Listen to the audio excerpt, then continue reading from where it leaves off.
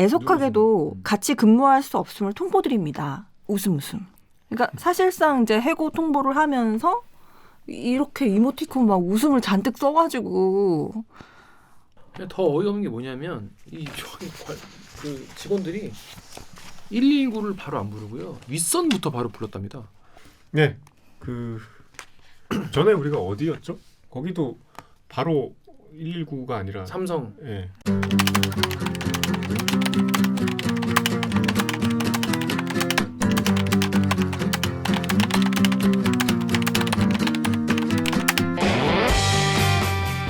듣다 보면 빠기치고 보다 보면 목이 막히는데 사이다 안 주는 본격 고구마 섭취 방송. 댓글 읽어주는 기자들.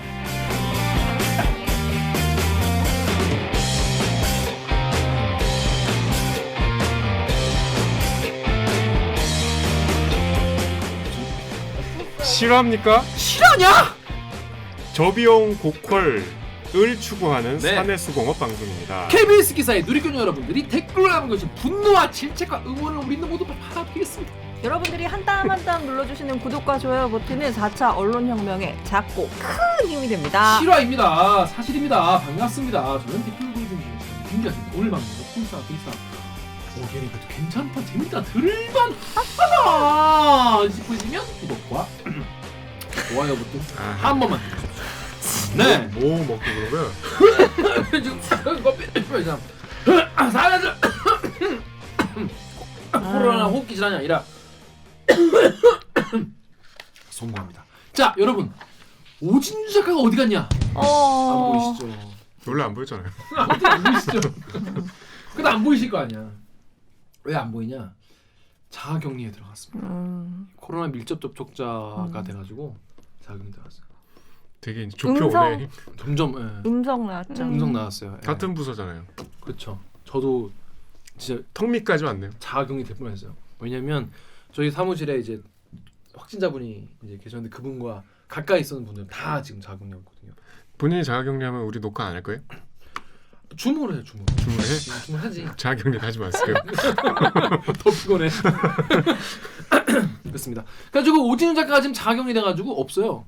여러분한테는 뭐 별일 아닌지 모르지만 힘들었습니다. 오진우 작가. 다음 주에도 없을 거 아닙니까? 뭐 집에서 하면 되잖아요. 했어요. 그래서. 근데 뭐 힘들어? 그냥 마음이 힘들다는 거지. 마음이. 아무튼 그렇다는 거. 다음은 누구냐? 이제 아무도 자가격리 걸리지 맙시다. 진짜. 강병수 걸리고 오진주 걸리고. 그렇습니다. 자, 정윤 기자 자기 소개. 예, 안녕하세요. 우킹 정현욱입니다. 그렇습니다. 정윤 기자. 저번에 그 막 여기서 우울하다 그랬더니 메일을 많이 보내주셨어. 오. 진짜요? 우리 막 그 공유한 이상한 딥페이크 그것도 딥페이스구나. 딥페이크. 딥페이크예요. 그런 것도 있고 뭐 물어보는 괜찮냐? 뭐 위로하는 우리는 여기 아직 있다 그래서 그렇습니다. 감동의 도가니탕이었다 그런 얘기예요. 정연욱 기자가 근데 지금 기자로서 준비한 게 있다고 합니다. 뭔가요? 제가 이제 광고 모델이 됐지 않습니까?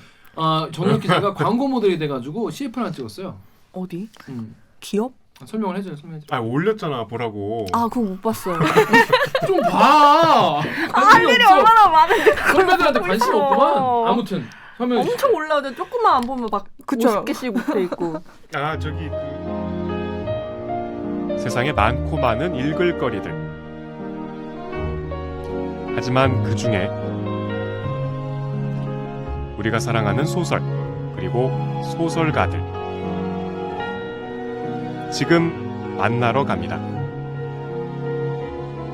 독자와 소설을 잇는 KBS 9시 뉴스의 새로운 프로젝트 연중기획 우리 시대의 소설 일요일 밤 9시 여러분을 만나러 갑니다.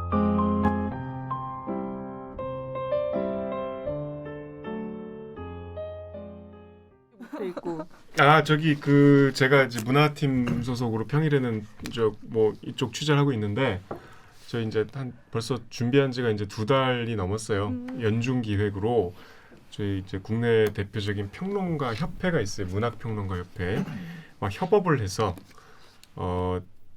지금 생존 작가 소설가들의 소설 50편을 이제 선정을 했어요.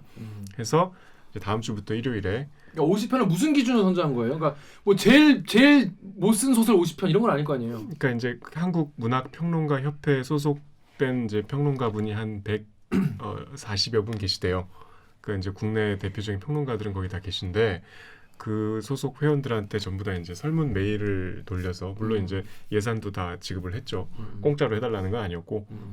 그래서 이제 그 중에 103분이 대답을 해주셨어요. 10편씩을 꼽아달라. 아 최고의 네, 생존 작가로 한정을 해서. 생존 작가 중에서 소설 10개.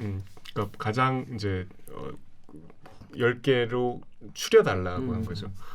그래서 이제 그거를 취합을 해서 이제 순위를 매기고 이제 한 작가의 여러 작품이 들어갈 수 있잖아요. 그럴 수도 있겠죠. 그거는 이제 선정위원회를 꾸려서 이제 한 작품씩으로 정리를 해서 총 50개. 그러니까 이거는 50권인 거예요? 50편이죠. 50편. 네. 전무후무한 일이 이런 적이 한 번도 없어서 평론가들도 이런 일을 처음 해봤다 그러고 그래서 이제 50편이 선정이 돼서 요거는 뭐 비밀이지만 그거를 매주 한 편씩 이제 일요일에 긴 리포트로 이제 보통 우리가 길어봤자 2분인데 한 3분 이상 되는 리포트로 매주 소개하는 연중 기획을 이제 오는 일요일 16일에 시작합니다.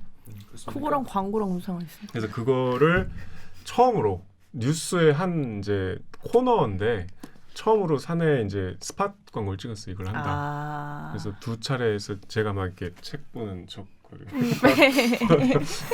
걸어가면서 연기. 되게 보기가 힘든 영상인데 아무튼 그런 기획을 이제 이번 주부터 시작해요. 일요일 뉴스에 하는 거죠? 일요일 뉴스. 일요일 뉴스에. 그렇습니다. 그래서 여러분께서 내가 뭐 책을 나도 뭐 책 읽고 싶은데 소설인 거죠? 네. 소설, 그러니까 픽션 소설 읽고 싶은데 뭘 읽어야 할지 잘 모르겠다는 분도 많이 계세요, 실제로. 많죠. 그냥 베스트셀러 막 보는 경우도 있지만은 서울대 백선 이런 거. 뭔가 이제 KBS 선정 50선 뭐 이런 거죠. 그렇죠. 이 시대 소설 50선, 뭐 생존 작가 50선. 요거 이제 집에 이제 하나하나 이렇게 가서 일주일에 한 권씩 정도 같이 뭐 북클럽 같이 따라오시는 것도 괜찮을 것 같습니다. 뭐 단편도 있고 장편도 있고 다 섞여 있으니까. 단편 읽는 날은 좀 좋겠네요. 그렇죠. 읽을 수 있으니까. 뉴스판 책을 읽읍시다네요. 책을 읽읍시다. 이제 그런 목적으로 하는 건데. 책 좀 읽자 뭐 이런 거죠. 그래서 여러분도 한번 같이 보시면 좋을 것 같다. 정윤욱 기자가 취재도 하나요 그러면? 취재를 이미 해서 지난주에 출장을 갔다 왔고요. 제가 이제 그 50선의 절반 이상은 제가 소개를 하겠죠. 그래서 되게 작가의 어떤 육성을 우리가 잘 못 듣잖아요. 특히 이제 원로 작가들. 그래서 그런 KBS가 아카이브의 의미도 있고 어쨌든 좀 이렇게 독자가 소설을 이렇게 좀 연결하는 의미를 살리려면 재밌게 만들어야 되니까. 이것도 뭐 책 보내주나요? 아니 책을 왜 보내드려요? 그런 건 없다고 합니다. 서운하네요. 책 보내는 이벤트 사비로라도 좀 한번 하셔야 되는 거 아니에요? 사비로요? 넘어가시죠. 자, 정혜주 작가. 네, 안녕하세요. 작가 정혜주입니다. 반갑습니다. 정 작가는 지난주에 뭐 했습니까? 저요? 딱히 한 거고 책 읽었습니다. 네. 책 읽었어요? 네, 책 읽었어요. 이번 주에는 뭐 읽었는데? 근데 정 작가가 책 많이 읽더라고요. 그럼요. 그러니까 제가 원래 시집을 진짜 안 읽었었는데 이번 주에 이제 시집을 좀 시는 도전을 반칙이다. 했어요. 갑자기 왜 시를? 너무 어렵지 않아요? 시가 전 너무 어려가지고 그동안 못 봤던 거였거든요. 사실 차라리 소설은 뭔가 이렇게 이게 쭉 이어지니까 그냥 보면 되는데 누구시? 이산화 시인이 누구시죠? 21년도 초에 올해 초에 낸 악의 평범성이라는 시집을 읽고 있습니다. 뭔 내용이에요? 직설적이네요. 시 제목. 뭔 내용이에요? 지금 이해하고 있어요. 이산화 작가의 악의 평범성이라는 시집 읽고 있다. 네. 지난주에 내내 그거 읽었다. 그런 네. 얘기입니다. 야구도 보고. 야구. 아직 1위입니다. 아직 삼성 아직 1위라고 합니다. 네. 경기가 몇 번 없었던 게 아닐까. 자, 옥 기자. 네, 안녕하세요. 목미 얼더미 마더더미 치더더더미 오기정입니다. 그렇습니다. 이제는 이제 인테리어와 이런 이게 다 이제 끝난 건가요, 이제 모두? 네. 새집 증후군. 새집 증후군 아니, 극복. 새집 증후군 네. 뭐 벌써 극복. 약 먹고 극복. 약 먹고 극복. 약으로 해결했구나. 역시 우리 자연 치유를 기대할 수 있는 나이가 아니에요 이제. 자, 그럼 이제 로고 듣고 1분 부친 뉴스 브리브리 브리핑으로 돌아오겠습니다. 로고 주세요. 나는 기레기가 싫어요. 지금 여러분은 본격 KBS 소통 방송 댓글 읽어주는 기자들을 듣고 계십니다. 어우 내 정신 좀 봐. 예. 좋아요 누르는 걸 깜빡한 거 있지 정말. 정말 뭐야? 오늘도 댐며들고 숨은 싶으시다고요? 여정체. 구독, 좋아요 모두 눌러주세요. 모두 눌러주시면 감사하겠습니다. 뭐 다이나믹 코리아죠. 쏟아진 뉴스, 홍수 너무 많은데 우리가 이제 너무 놓친 뉴스가 많아요. 그래서 우리가 만든 코너가 보다 묻힌 뉴스 브리브리 브리핑 빠밤이라는 코너다.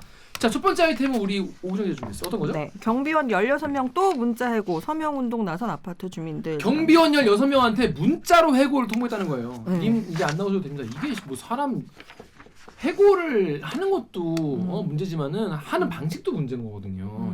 그래서 아파트 주민분들이 이건 좀 아니지 않냐 싶어서 서명운동에 나선다 봐요. 댓글 읽으려 그럴 거죠? 아, 이 얘기 좀 하죠.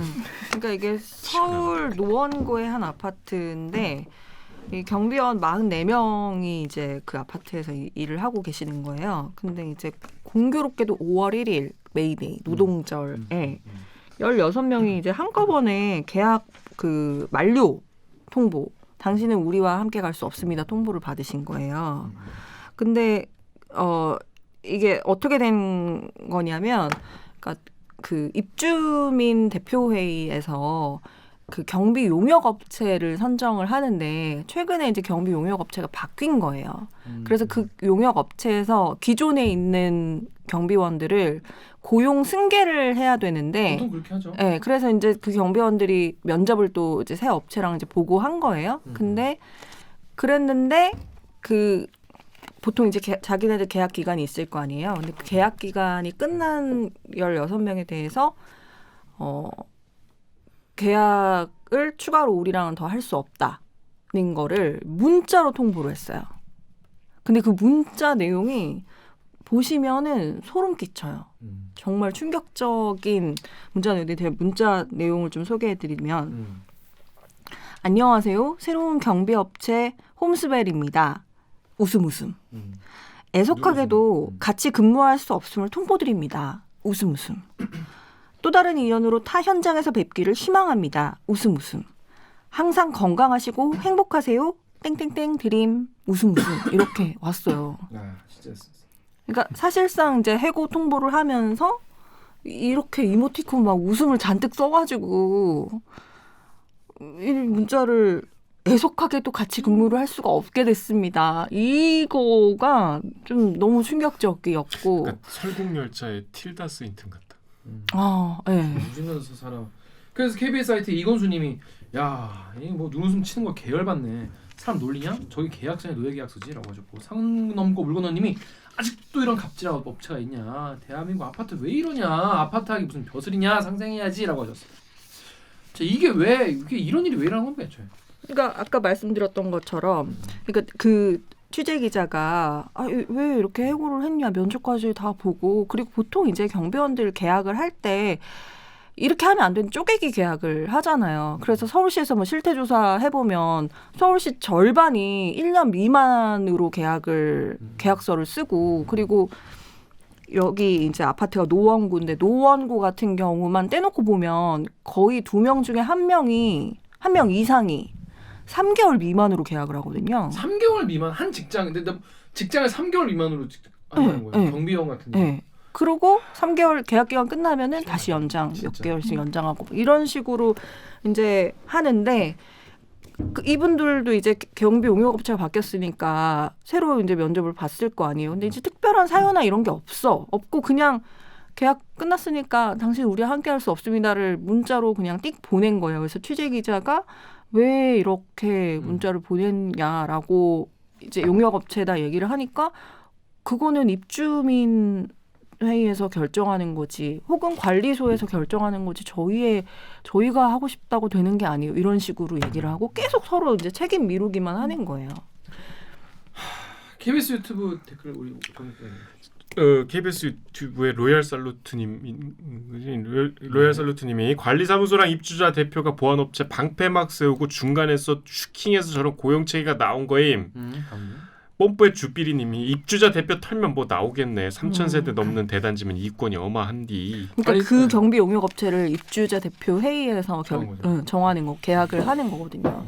근데 그 쪼개기 계약이 그 경비원 갑질의 가장 근본적인 문제라고 얘기를 하는 게 결국 그 계약을 늘리기 위해서 재계약을 하기 위해서 온갖 갑질이 있어도 찍소리 못 하는 거예요. 근데 이 지금 언론에서 문제 제기를 그렇게 하는데 또 이런 문제가 그러네요. 생기는 거죠. 계속 나오네요. 자, 우리 다음은 KBS 유튜브 댓글 정윤 작가가 좀 보시죠. 네, KBS 유튜브에 나연아님이 5년 차인데 한 달짜리 근로계약? 웃기고 자빠졌군. 저런 회사 자체는 용역 입찰을 제한해야 한다. 다음에 김원태님이 고용 승계도 문제지만 단기 근로계약 1개월, 3개월 등등 너무 비참하게 내몰리는 현실을 개선할 방법을 고민 부탁하고자 합니다. 근데 저는 이 아이템 하면서 저희 KBS에 달린 댓글이 좀 그랬는데, 그러니까 어떤 댓글이었냐면 해고가 아니고 그냥 계약이 만료돼서 끝난 거를 왜 이거를 그 해고 통보를 이렇게 문자로 띡 했다는 식으로 이제 문제 제기를 하느냐는 그런 댓글이 있었어요. 그래서 제가 그걸 좀 공부해봤지. 법원의 판례나 뭐 이런 거를 봤는데 이게 원래 이런 식의 기간의 정함이 있는 계약 같은 경우는 물론 기간이 끝나면 계약이 종료되는 게 원칙이기는 하죠. 네. 근데 여기 이제 저희가 취재했던 경비원 같은 이 노원구에서 이 해고 통보를 받은 경비원 같은 경우 계약 기간이 만료된 건 맞아. 4월 30일까지인가가 계약 기간이었어요. 근데 문제는 뭐냐면 이분이 한 달 계약, 3개월 계약 이런 식으로 계속 연장을 해서 1년 반 정도를 이 아파트에서 근무를 했던 분이신 거예요. 그러면 이제 이런 경우는 어떻게 되냐면 기간의 정함이 있었지만 계약서상에서는 근데 그 기간의 정함이 단지 형식에 불과한 사정이 인정되는 경우 그러니까 당연히 고용이 그 이어질 것이라는 게 이미 그런 기대가 형성돼 있는 상황. 1년 반이나 했으니까. 그러니까 그런 식으로 해왔던 거. 그러니까 그 기간의 정함은 이런 경우에는 당연히 계약 종료되는 거라기보다는 그냥 형식에 불과한 걸로 봐서 이거는 사실상 해고라고 봐도 무방할 수 있죠. 그러니까 그런 판례가 있는 거예요. 네, 그렇죠. 되게 뭐랄까 납득되는 되게 따뜻한 판례네요. 그래도. 네. 이 노동자 입장에서는 그러니까 뭐 혹시 내가 1년짜리 계약을 했다고 하더라도 만약에 내가 처음에 입사를 할 때 회사에서 이거는 계약서는 우리가 이렇게 쓰는 거고요. 이건 앞으로 계속 그 연장하면서 하면 돼요라고 하는 어떤 이 고용이 지속될 거라는 기대, 이거 전문 용어로 뭐가 있는데 아무튼 고용이 계속될 거라는 기대가 있었다라고 하면 이건 거의 그 계약 기간이 끝났다고 하더라도 사실상 해고로 봐야 된다는 거예요. 근데 그거랑 별개로 그런 판례와 별개로 저는 드는 생각이 이런 댓글들이 뭐라 해야 되지? 이 사람한테는 이게 생계인 거잖아요. 그쵸. 그렇게 계속 유지가 되어 왔던 거고 그리고 앞으로도 당연히 우리가 기본적으로 그동안 얼마만큼 연장이 돼서 1년 반, 5년 이렇게 일을 해왔는데 당연히 다음에도 될 거라고 생각을 하죠. 근데 그게 단순히 그런 서류상의 문제로 계약 만료였어라고 이야기하는 것 자체가 너무 그 사람의 삶에 대해서 타자화해서 생각하는 것 같다 그래야 되나? 본인은 너무 잔인한 거지. 싸가지 없는 거지. 미친 거지. 근데 그럴 거면 뭐하러 면접은 새로 보고 그럼 계약 만료면 이런 식으로 문자 보내도 되는 건가? 이게 좀 자, 근데 주민분들이 빡치신 거죠? 네. 그 저는 약간 놀랐던 포인트가 이 부분이었는데 여기 3,400세대가 있는데요. 700명이 넘게 이 서명에 동참을 해서 오히려 주민들이 지금 경비원 16명의 복직 서명 운동에 나섰고 또 피켓 시위도 하고. 도봉로에 좀 따뜻한 그러네요. 도봉구. 근데 옆 동네거든요. 주민분들이 그렇게 하신다고 해서 이게 복직이 될 수 있는 상황인 거예요? 그거는 기사를 보니까 이미 다른 분들이 지금 다 고용이 돼 있는 상태라서 맞아요. 힘들지 않겠냐 이런 이제 얘기도 있더라고요. 근데 아무튼 그런 입주자 대표회에서 뭐 그런 거 정했다고 하는데 입주자 대표라는 분들이 그렇게 따지면 제대로 입주자들 대표하지 못한 거죠. 그렇죠. 그렇다고 할 수 있죠. 그 인디 에어라는 영화 보셨어요? 조지 클루니 나온 영화인데 조지 클루니 그 직업이 큰 회사에 전국에 산재돼 있는 그 지사들의 해고 대상자들한테 직접 찾아가서 해고 통보를 아, 하는 봤어요. 직업이 예. 그래서 출장이 되게 잦아. 맞아. 예, 근데 이제 이 회사에서 이게 비용이 너무 많이 드니까 새로 그 화상으로 그 해고 통보를 하는 프로그램을 개발해서 예. 이제 아주 젊은 이제 여성 직원이 그 담당에서 이제 둘이 같이 출장을 다녀요. 이제 그 프로그램을 도입하면 이제 조지 클루니의 자리는 없어지는 거지. 근데 결국 이제 영화가 진행되면서 이게 화상으로는 전할 수 없는 메시지구나. 조직이 좀 그런 각성을 하고 물론 영화의 주제는 이거와 상관이 없어요. 네. 그러니까 그게 아주 되게 그 절실하게 그려져요. 해고 통보를 그러니까 실제 해고 통보 받은 사람들의 영상도 나중에 나오고 그러니까 이게 사람 사는 게 다 그런 거잖아요. 미국이든 한국이든 뭔가 이게 전하기 어려운 메시지를 그냥 문자로 띡 하면 안 되는 게 있죠. 최소한의 그러니까 그 인간미 인간적으로. 없는 그런 상황은 우리가 없어야 되는데 다른 직장도 아니고 아파트에서 너무 좀 참. 그리고 저는 그런 어떤 인륜의 문제도 문제지만 이런 그 쪼개기 계약을 마치 고용의 유연성을 보장해줘야 된다는 식으로 포장하는 것 자체에 정말 너무 경멸을 느껴요. 사용자 입장에서 네, 환멸을 그리고 느끼는. 물론 그럴 수 있지. 예를 들면 프로젝트 단위로 뭐 이 사람이랑 프리랜서 계약을 맺어야 된다거나 그랬을 경우에 한 달이건 3개월이건 계약을 맺을 수 있죠. 근데 이거는 업무의 연속성이 있는 거고 특별한 사유가 없을 때는 뭐 이 사람의 어떤 그 업무상의 결격 사유가 없으면 고용이 계속 유지되는 게 맞는 직업인 거잖아요. 근데 나는 이게 참 한 달짜리 계약서 보고는 너무 충격 먹었고 그리고 이 방송국 제일 먼저 반성해야 되는 데가 방송국이잖아요. 우리죠. 네, 저희라고 없어요. 저희도 한번 문제 됐었잖아요. 우리가 이거 지적하면서 그걸 지적할 만한 자격이 있는지조차도 좀 의문스러워요. 네. 그렇습니다. 하지만 우리는 서명운동 같은 거 안 하죠. 이어지고 그렇습니다. 이런 일이 있었습니다. 우리는 경비원 아이템 한번 기사 한번 보고 넘어가는 게 아니라 계속 우리가 관심 가지고 법 제정 이런 것도 계속 우리가 좀 촉구를 해야겠다 그런 생각이 들었습니다.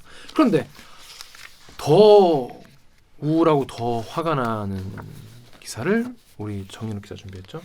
어떤 거죠? 더 말 그대로 진짜 더 암울한 뉴스인데요. 산재가 있었습니다. 저 기사는 2개인데 지난 토요일에 2건의 산재 사고가 그러니까요. 2분 다 목숨을 잃으셨고 네. 그에 앞서서 지난달 22일에도 또 비슷한 일이 있었고 4월 28일이 전 세계 산재 노동자의 날이에요.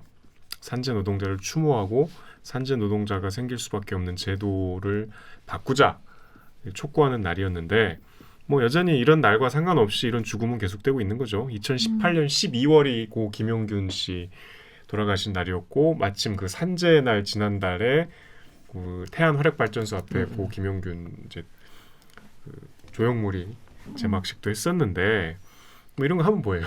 그러니까 산재의 문제의 본질은 위험의 외주화 그리고 위험한 일을 혼자서 그쵸. 해야 되는 상황들. 그렇죠. 원래는 2명이 짝지어서 가야 최소한 최소한의 2명의. 어떤 구조 같은 거 할 수 있는데. 근데 지금 말씀드리려는 3건의 산재가 이게 안 돼서 그런 거예요.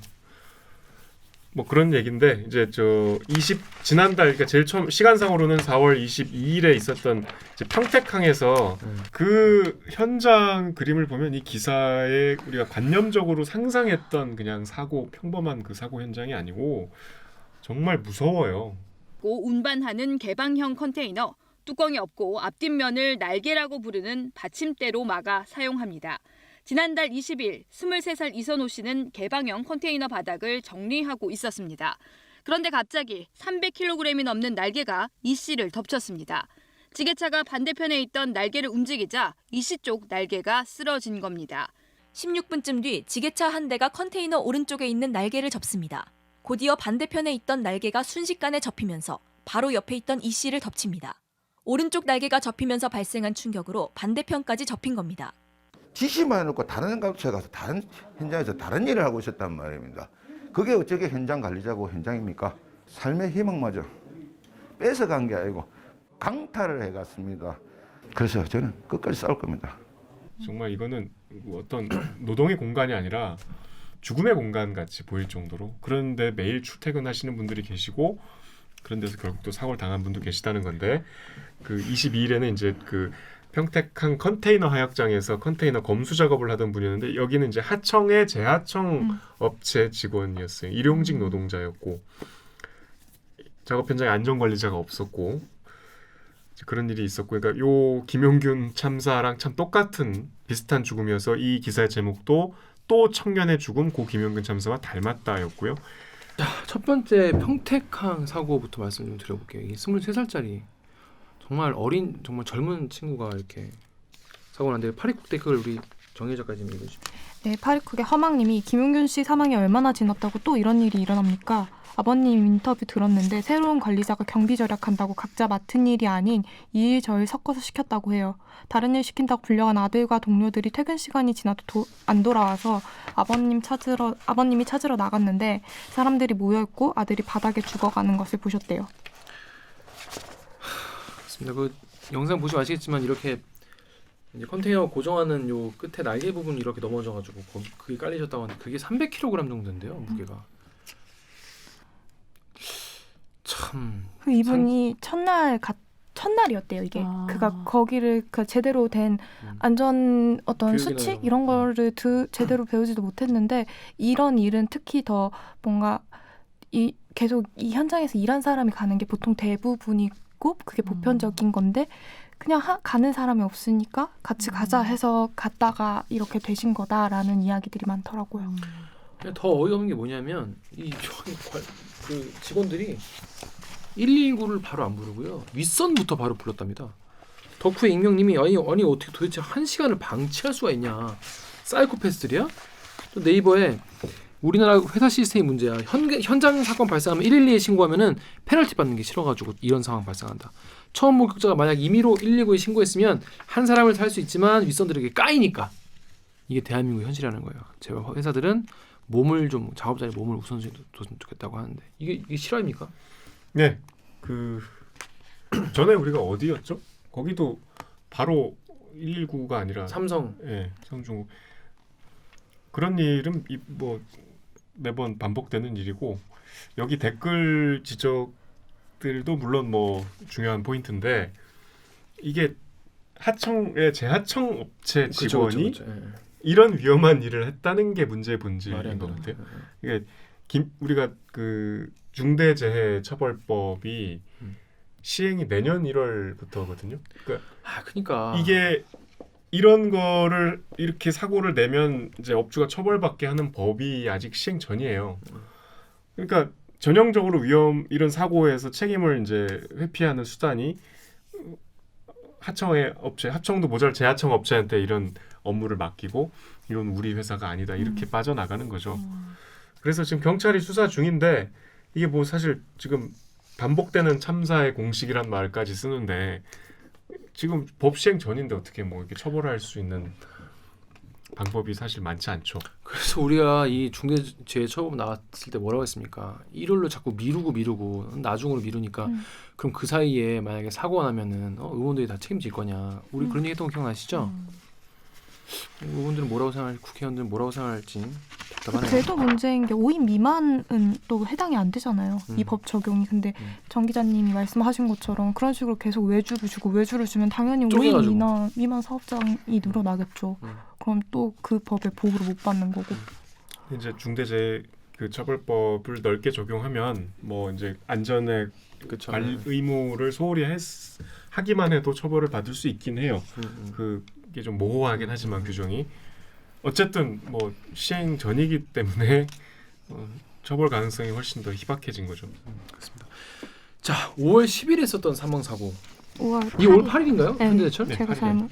토요일. 현대제철에서 있었던 사고. 이거는 지난 8일에 어버이날에 토요일이었는데 현대중공업 울산조선소에서 40대 노동자 한 분이 추락해서 돌아가셨고 또 그날 밤에 현대제철 당진제철소에서 또 기계에 그러니까 이제 추정인데 머리에 기계가 이제 머리가 낀 걸로 추정이 돼요. 안전모가 움푹 들어갔다고 하니까 혼자서 일하시다가 이제 이게 기사에 우리 디지털 기사에 자세히 나오는데 저는 사실 그 현장을 모르니까 기사를 읽어도 좀 이해가 안 되더라고요. 워킹 빔이라고 하는 설비가 있대요. 쇳덩이를 차례대로 가열하기 위해서 이동시키는 좌우로 움직이는 설비인데 여기에 이제 이상이 감지돼서 밤 9시 15분에 혼자 이 설비를 점검하기 위해서 아래로 들어가셨는데 안 나와서 동료가 찾으러 갔다가 10시 50분에 이제 쓰러져 계셨는데 안전장비를 하고 있었대. 안전모를 쓰고 계셨는데 이게 아까 말씀드린 대로 깊이 눌린 자국이 발견됐고 머리에 출혈이 심해서 돌아가셨고 그러니까 이게 보통 이런 기계들은 밑에 사람이 있으면 이게 작동이 멈추는 시스템이 있어야 되는데 그게 없었던 거죠. 하다못해 이제 2인 1조로 투입되지도 않았던 거죠. 그런 일이 있었습니다. 끼임 사고라는 거예요.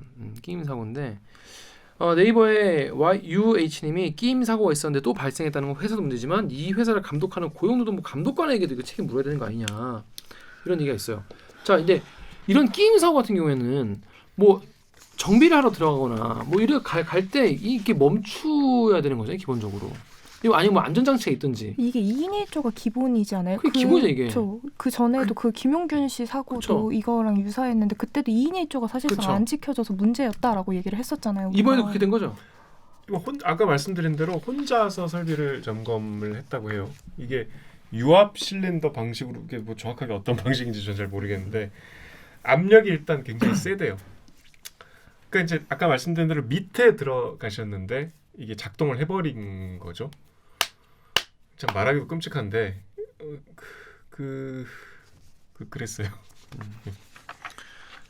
자, 저는 이 지금 덕후의 익명님이 달아준 댓글이 있어요. 저는 사실 이런 기사 보도할 여러분께 소개해서 듣게 될 때마다 이런 느낌이 많이 드는데 옥 기자가 여기 덕후 익명 댓글 좀 읽어주죠. 네, 덕후의 익명으로요. 기사랑 댓글 읽는데 그냥 내가 너무 무력한 것 같다. 허탈하고 또 뭐 이러다 흐지부지 제대로 보상 못 받고 제대로 해결 못하고 시간이 지남에 따라 그냥 또 늘 그랬듯이 넘어갈 것 같아서 무섭다. 그리고 우리는 이렇게 또 분통 터뜨리면서 화내는 것밖에 못하고 낙순물의 바위가 진짜 뚫리기는 할까? 그동안에 얼마나 많은 목숨이 쓰러져 가야 하는 건지. 물론 뭐 정말 장기적으로 보면 뭐 역사의 수레바퀴는 굴러간다. 인권이 좀 더 보장되는 쪽으로 세상이 진보하는 쪽으로 간다라고 하지만 사실 그걸 우리가 하루하루 살아나가는 우리들 입장에서는 참 안 움직이는 것처럼 보이는 것도 사실 사실이긴 해요. 정말 뭐 정권 한번 바뀌면 뭐 다 해결될 것 같이 생각하던 사람들도 있었고 뭐 바뀌어도 뭐 소용없을 거라는 사람도 있었고 여러 가지 사람들마다 개인적인 기대가 있었지만 느린 건 확실히 맞는 것 같아요. 특히 이렇게 사회적 약자에 대한 이야기는 좀 제일 늦게 바뀌지 않나. 이게 비슷한 설비가 그 공장에 3개가 더 있대요. 그래서 이렇게 사고가 나기 전에도 계속 이렇게 혼자서 들어가셨을 거 아니에요. 지난주 주말에도. 그래서 이제 직원들이 계속 사측에 이런 문제를 지적을 했다고 하더라고요. 이제 뭐 번번이 묵살당했다고 하는데 뭐 그래서 결국 이런 사고가 났는데 이게 여기는 직원분이셨거든요. 그러니까 뭐 여기는 하청업체는 아니었지만 다시 한번 말씀드리지만 이 안전장치 설치를 의무화하는 그 보건법은 이미 있어요. 아까 말씀드린 그런 저 센서 같은 게 설치가 안 돼 있었고 이렇게 위험을 현장 노동자들이 지적을 하는데도 안 들었고 그게 지금 그래서 이 당진 공장 이 현대제철 당진 공장에는 산재 사망자가 2007년 이후에 38명이었대요. 그러니까 어떻게 보면 참 이게 무슨 전쟁터 나가듯이 그러니까 목숨 걸고 일하시는 건데 그걸 그냥 방치한 거는 경찰 수사가 이루어지고 있는 거죠? 네. 근데 뭐 아까 말씀드린 대로 법적인 지금 뭐 그러니까요. 시스템이 미비한 상황입니다. 미비한 상황입니다. 이게 사회가 이런 뒷받침하는 시스템을 못 만드는 거는 전적으로 정말 이 사회 책임이기 때문에 개인의 어떤 실수로 그런 걸로 자꾸 뭐라고 싶어하는 하겠지만 그런 게 아닙니다. 이건. 댓글이 진짜 많았어요. 진짜로 보면서 약간 내가 왜 이런 댓글을 보고 있어야 되지라는 생각이 뭐라고 들 하는 거예요? 정도로 그런 분들은. 아니 이런 거는 노동자들이 뭐 당연히 본인이 잘 해야지 뭐 똑같은 거 한다고 관성적으로 돼가지고 조심 안 한 거 아니냐라는 식의 댓글이 너무 많아. 의외로 엄청 많아서 이렇게 생각할 수가 있네. 이 기사를 보고 하는 나랑 생각이 다른 들 세상 사나? 정도로. 이건 쿨병도 아니고 전 그런 댓글은 정말 좀 이해할 수가 없네요. 그렇습니다. 근데 이 기사는 진짜 많이 묻혔고 이 기사를 이제 하게 된 계기도 뭐냐면 오히려 커뮤니티에는 이 기사가 많이 회자가 많이 됐어요. 아 그래요? 네. 음. 엄청 평택한 기사. 정확히. 평택한 기사가 네. 굉장히 커뮤니티에는 야 이런 일이 있었다. 결국 해피엔딩 났다. 이런 식으로 되게 많이 하고 사람들도 많이 이거에 대해서 얘기를 많이 하는데 보도는 또 많이 안 되고 약간 똑같은 죽음인데 똑같은 젊은이의 죽음인데 좀 약간 이해가 안 된다 이런 생각이 들었습니다. 클리앙의 실버스톤님이 지방 20대 하청 노동자 타이틀은 누구도 신경 안 쓴다는 현 대한민국 세태를 반영하는 거 아니냐. 의대생이나 명문대생이 등록금 벌기 위해서 알바 도중에 사망했다면 청와대 청원까지 나오겠죠. 뭔가 상당히 뒤틀어진 대한민국 현실 아니냐라는 얘기도 하셨고 루리앱의 UISG님이 언론사 기자 나으리들께서는 어느 쪽이 더 가깝게 느껴지는 죽음이겠냐 생각해보면 답 나오겠지라고 생각을 하시는 거 보면서 이게 언론이 너무 이 죽음에 대해서 너무 보도가 너무 적고 좀 반응 좀 적고 이거에 대해서 약간 놀랐는데 아까 그런 댓글 반응 얘기 들으니까 더 좀 황당하네요. 그 커뮤니티에 실제로 이제 이분이 돌아가신 게 4월 22일이고 그러면 이제 그때부터 계속 이제 장례식을 하셨을 거 아니에요. 근데 실제로 빈소 사진이 올라왔는데 뭐 이제 보통 이런 사건이 터지면 기자분들이 많이 가서 관심을 가지잖아요. 근데 엄청 텅텅 비어 있었고 그래가지고 이 분이 우리가 보통 하는 장례식에 한 3일이라고 하면 그렇게 끝내질 않고 이게 어떻게 진상이 규명될 때까지 그리고 좀 주목이 올 때까지 한 10며칠 넘게 계속 그 장례식을 유지를 하셨대요. 아버님께서. 아버님께서. 그러니까 우리가 이런 사건이 이미 너무 익숙하다는 인식 느낌을 받잖아요. 그러니까 이런 사건 사고는 매 건이 새로운 발생인데 언론이 이거를 보도하는 방식은 그러니까 그냥 모든 전국에서 일어나는 모든 산재 사고를 하나의 사고처럼 생각을 해서 하나의 사건처럼 다루면서 동어 반복이라고 느끼는 것 같아요. 그래서 자연스럽게 그 보도 양 자체가 줄어드는 게 아닌가. 그렇지. 네. 약간 시청자들이 피로감을 느끼지 않을까? 이렇게 얘기를 하지만 사실은 본인이 그냥 비슷하게 또 이런 산재야 뭐 이렇게 생각하지만 사실은 또 이런 비슷한 식의 산재 기사야라는 게 더 충격적인 거잖아요. 그게 더 끔찍한 거죠. 네. 그리고 생각보다 아무것도 안 바뀌었다는 거잖아 이렇게. 관심이 많다고 생각을 하거든요. 저 같은 경우에도 뭔가 보통의 단신의 이런 사고 기사가 사회 뭐 이제 신문으로 따지면 사회 뭐 한 10몇 면, 한 8면, 9면에 되게 작게 나오잖아요. 근데 그걸 한 번쯤은 다시 유심히 보게 되는 것 같아요. 왜 자꾸 이렇게 작게 나오지? 뭔가 또 문제가 산재로 인정이 되는 정도면은 뭔가 문제가 분명히 있었고 그런 거는 우리가 좀 계속 얘기를 해야 되지 않나라는 생각이 들었어요. 저는. 여기서 안 다룬 현대중공업 사고는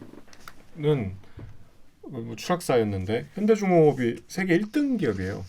조선에서는 우리나라가 뭐 조선 강국이라고 하는데 그게 현대중공업 역할이에요. 1등 기업에서 이런 일이 너무 많이 일어나갖고 대책을 세우겠다고 최근에 회사에서 뭐 3년간 몇천억을 투자해서 새로운 장치를 또 그렇게 된 거거든요.